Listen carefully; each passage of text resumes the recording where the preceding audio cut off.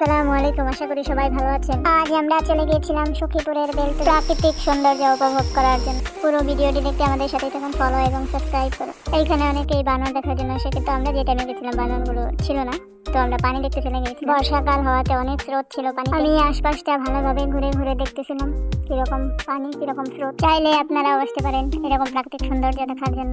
অনেক সুন্দর ছিল জায়গাটা। আমি আরো সামনের দিকে এগিয়ে যাচ্ছিলাম দেখার জন্য কি আছে না আছে।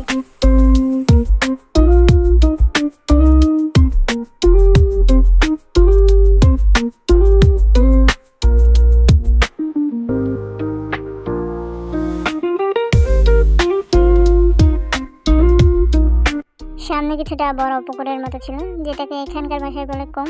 আপনারা কি বলেন কমেন্টে জানাবেন।